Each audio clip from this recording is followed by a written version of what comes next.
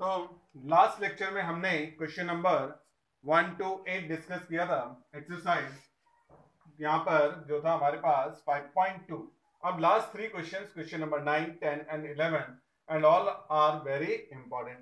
तो question number 9, find x in the following table if Laspeyres and Paasche's price index number are equal.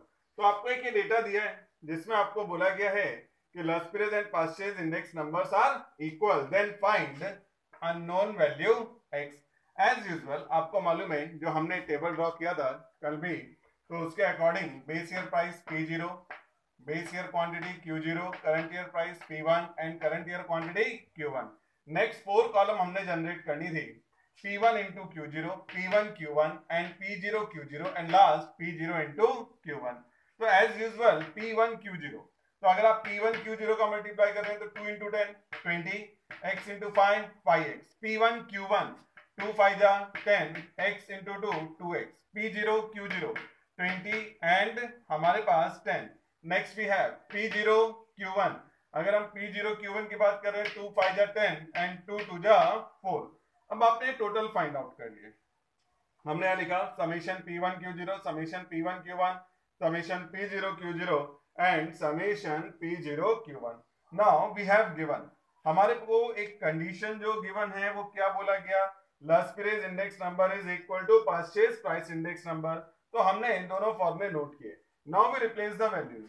तो सबसे पहला हमको replace करना है P1 Q0 का टोटल, तो विच इज 20 प्लस 5x, ये हमारे पास पहला, divide by P0 Q0 which is equal to 30 into 100 is equal to summation P1 Q1 यानी कि 10 plus 2x upon P0 Q1 which is 14 और into 100। अपोजिट कैंसिलेशन हो गया हमारे पास।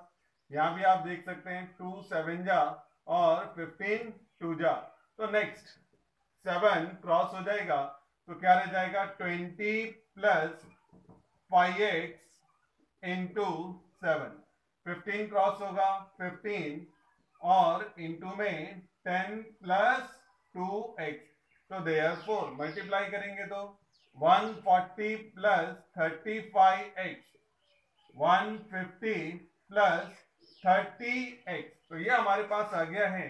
अब अगर आप इसको रीअरेंज कर लेंगे तो हमारे पास इस तरह से आ जाएगा। हम यहाँ पर ये अरेंज कर रहे हैं, 30x को शिफ्ट कर रहे हैं लेफ्ट साइड में, 140 को राइट साइड, तो therefore 35x minus 30x is equal to 150 minus 140, तो therefore 5x is equal to 10, तो therefore x equal to 10 upon 5, तो देयरफॉर x इक्वल टू 2। तो ये था हमारे पास। Next problem number 9।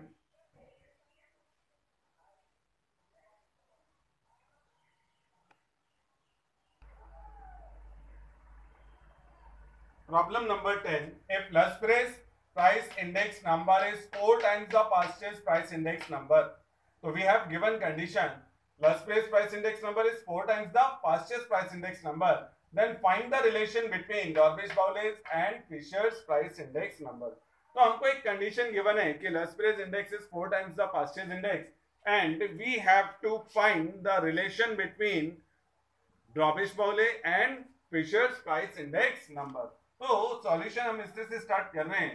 Late P01P is equal to x, तो हमने पास्चेस को कंसीडर कर लिया है, it is equal to x, तो therefore P01L Laspeyres index number is 4x as given condition. तो ये तो हमारे पास है। नाउ आपको मालूम है P01DB यानी Drobisch Bowley index number is equal to P01L plus P01P whole divide by 2, so therefore x plus 4x upon 2, so therefore P01DB is equal to 5x upon 2, equation number 1. Similarly P01F Fisher's price index number, root of P01L into P01P is equal to root of x, sorry पहला क्या आ जाएगा हमारे पास यहाँ पर 4x into x, हमने values replace करना है। तो अभी 4x इंटू एक्स यानी कि 4x स्क्वायर, तो 4x स्क्वायर का स्क्वायर रूट क्या आ जाएगा 2x। तो therefore P01F is equal to 2x। So now we have two equations, equation 1 and equation 2। अब सिंपल एक कैलकुलेशन ले रहे हैं, equation number 1 divide by equation number 2। तो therefore P01 dB upon P01F, तो ये हमारे पास इधर आ जाएगा 5 upon 2x divide by 2x, तो x से x कैंसल और 2 नीचे शिफ्ट हो जाएगा। तो therefore P01 dB upon P01F is equal to 5 upon 2 into 2। तो therefore P01 dB is equal to, divide by P01F is equal to 5 upon 4। So therefore we can write P01 dB is to P01F is equal to 5:4। तो जो ड्रॉबिश बाउले और Fisher price index numbers हैं उनके बीच का ratio क्या आ जाएगा 5:4। तो it is question number 10 and important question. तो ये हमारे पास एक इंपॉर्टेंट प्रॉब्लम हो सकता है।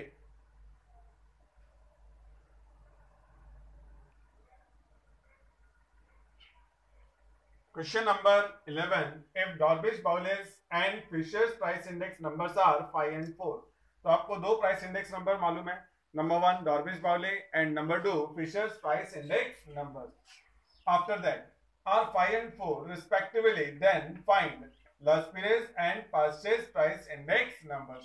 तो हमको नेक्स्ट फाइंड आउट क्या करना है, परचेज और loss period index number find out करना है। तो हमने assumption स्टार्ट किया, लेट P01L यानी loss period index is x and P01P that means purchase price index number is y। Now अब आपके पास जो गिवन है जरा देखें, तो P01 dB यानी Drobisch Bowley price index number is equal to 5, लेकिन P01 dB आपको मालूम है फॉर्मूला क्या है, P01 L plus P01 P whole divide by 2 और it is equal to 5। Now we replace x for P01 L and y for P01 P upon 2 is equal to 5। 2 को cross कर देंगे, x plus y is equal to 10। तो हमारे पास एक equation generate हो गया, x plus y is equal to 10। Also एक second condition भी हमारे को गिवन है। क्या है सेकेंड कंडीशन, अगर आप देखेंगे तो second condition is P01F is equal to 4, but P01 का फॉर्मूला था root of P01L into P01P is equal to 4, यानी कि square root of loss period into purchase. तो now we replace x for P01L and y for P01P। तो therefore root of x into y is equal to 4। Now squaring both sides,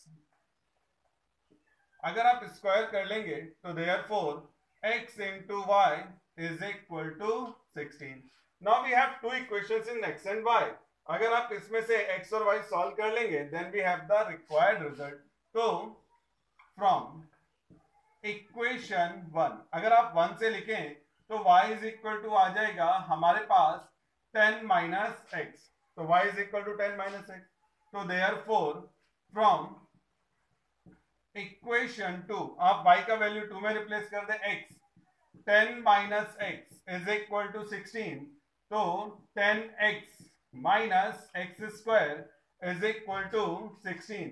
सभी term को आप right side में shift कर लेंगे तो minus x square क्या हो जाएगा plus x square, 10x plus का है माइनस 10x और प्लस क्या आ जाएगा 16 इज इक्वल टू 0। तो जरा ध्यान से आप इसे इंटरचेंज करें। Next we have to find the factor for 16 for which we have 10। तो आपको मालूम है 16 के लिए दो नंबर -2 और -8 आ जाएगा। तो therefore we have x minus 2 x minus 8 is equal to 0।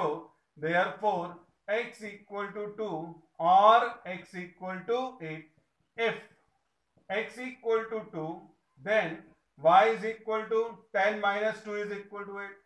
If x equal to 8, then y is equal to 10 minus 8 is equal to 2. So therefore x is equal to 8 and y is equal to 2. अब हमने यहां पर देखें तो x को क्या लिया है 8 और y को 2. सिंस रीजन जरा ध्यान देंगे, P01L is greater than P01P. तो P01L is greater than P01P. तो जो लस्परेज इंडेक्स है वो किससे ग्रेटर होगा? फास्टेस्ट से. तो हम लोग यहाँ पर ये कंसीडर कर लेंगे. तो हमारे पास इसका मतलब है P01L is equal to 8 and P01P is equal to 2. तो ये हमारे पास फाइनल सॉल्यूशन आ जाएगा. तो ये तो हमारे पास आ गया यहाँ पर लस्परेज और फास्टेज. अगर आप ये कंडीशन एग्जिस्ट नहीं करें, सपोज दैट मैं इसको नहीं लिखता हूँ, ठीक है, तो मेरे पास एक तो ये कंडीशन है.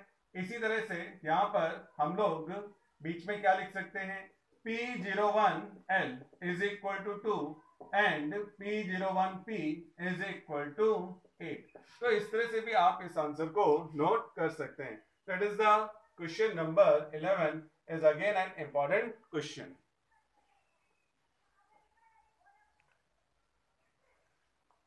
तो 5.2 कंप्लीट होने के बाद नेक्स्ट 5.3 और जो हमारे पास टॉपिक है उसमें हमको फाइंड आउट करना है cost of living index number. तो here we have to find cost of living index number. Actually जो हम लोग यहाँ पर प्राइस इंडेक्स नंबर्स इकोनॉमिक्स वगैरह में यूज करते हैं, तो most of time it is cost of living index number. तो वो टॉपिक इकोनॉमिक्स में डिस्कस हो जाएगा. So next we have to find cost of living index number, यानी कि CLI. In short, it is written as CLI. We have two methods for CLI, यानी कि हमें इसे find out करने के लिए दो मेथड मिले हुए. Number one, aggregate expenditure method. So in the aggregate expenditure method, cost of living index is summation P1Q0 upon summation P0Q0 into 100.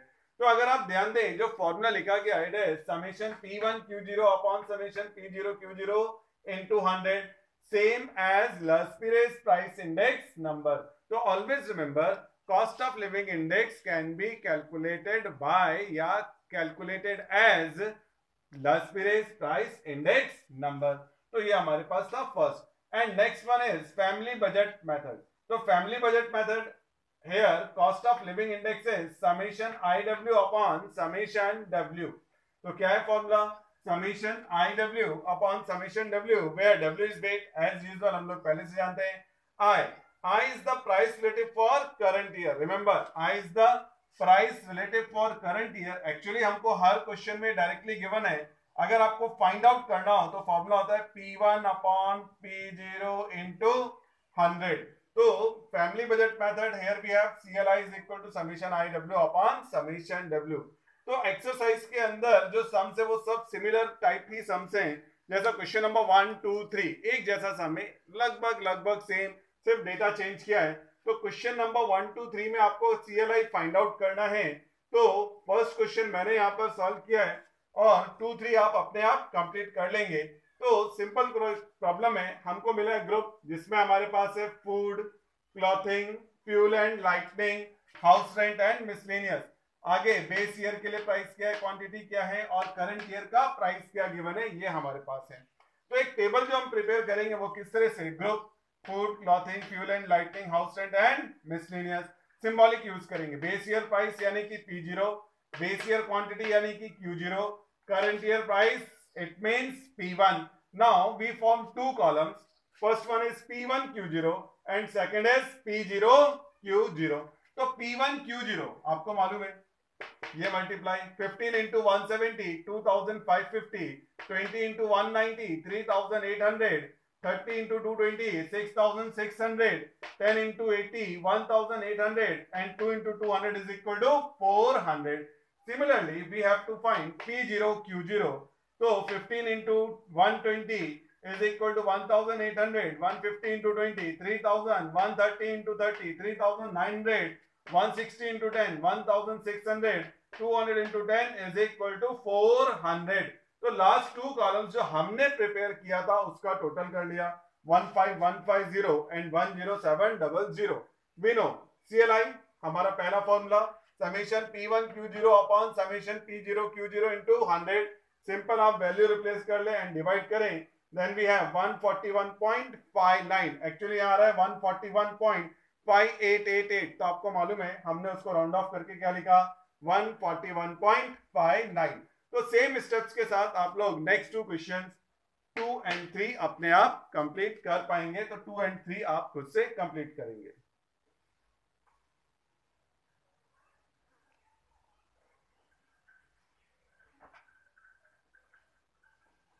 तो next we have question number 4, 5, 6 same questions और उसके लिए एक जनरल गिवन है कि base year weight W and current year price relative I are given. तो दो information question number 4, 5, 6 बल्कि 7 और 8 इन सभी में जनरल दिया है, जिसमें वेट क्या बता रहा है बेस ईयर वेट को W और करंट ईयर को क्या बता रहा है I, यानी कि I से हम लोग current year price relative represent कर रहे हैं और W से बेस ईयर वेट, और उन्होंने कहा है find the cost of living index. So question number 4, we have group food, clothing, fuel and lighting, house rent and miscellaneous same as previous question. But here we have I, current year price relative and weight W. अब ये data आपके पास given है, ठीक है। तो हमने solution के लिए क्या करना है, पहले एक टेबल जो प्रिपेयर करना है उसमें कॉलम वाइज, ये रो वाइज दिया था, group food, clothing, fuel and lighting, house rent and miscellaneous, ये सारी वैल्यूज रिप्लेस की और एक्स्ट्रा कॉलम प्रिपेयर करना है I इंटू W का, बस। तो IW एज इट इज और एक एक्स्ट्रा कॉलम क्या है IW। तो 70 into 5 350, 90 into 3 270, 100 into 2 200, 60 into 4 240 and 80 into 6 480। दो टोटल फाइंड आउट करना है। फर्स्ट वन W का total which is summation W and second one is IW, तो विच इज समेशन IW। तो ये आपने दो टोटल फाइंड आउट किए 20 और 1540। तो we know cost of living index summation IW upon summation W.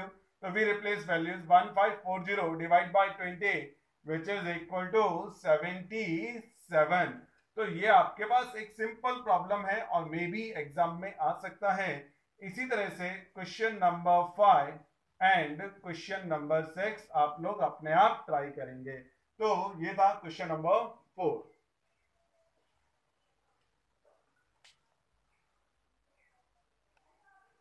Question number 7, find x if cost of living index is 150।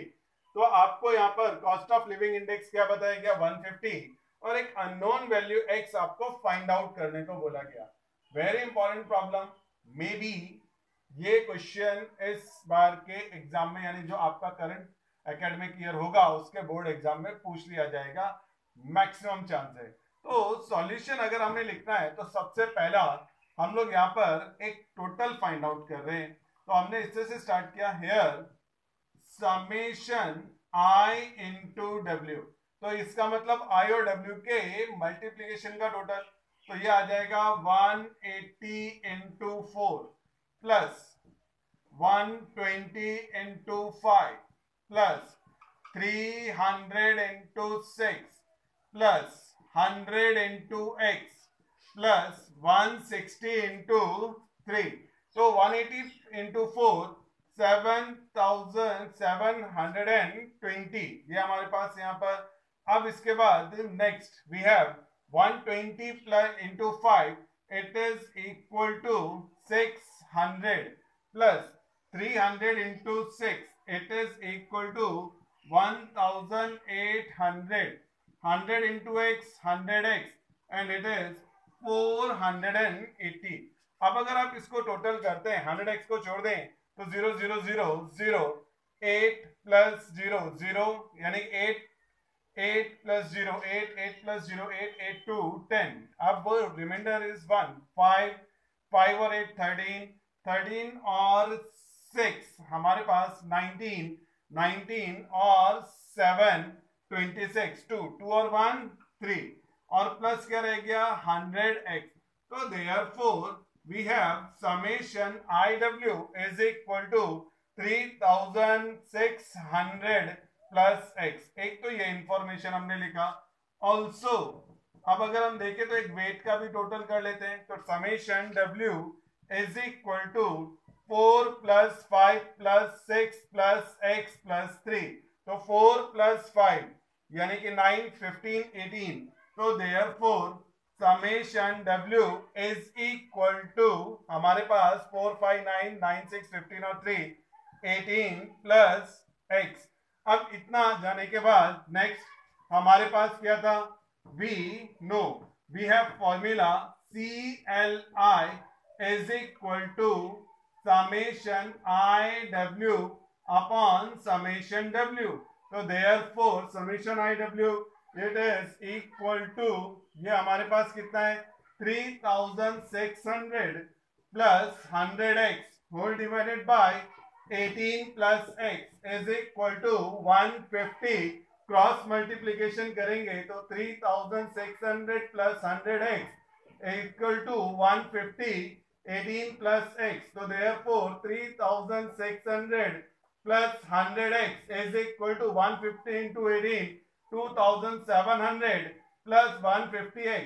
Rearrange कर दें आप इस तरह से, तो therefore we have 900 is equal to 50x, therefore x equal to 900 upon 50 which is equal to, तो हमारे पास क्या आ जाएगा 18, तो therefore unknown value is equal to 18। Same इसी स्टेप पे आप लोग नेक्स्ट क्वेश्चन नंबर 8 कंप्लीट कर पाएंगे।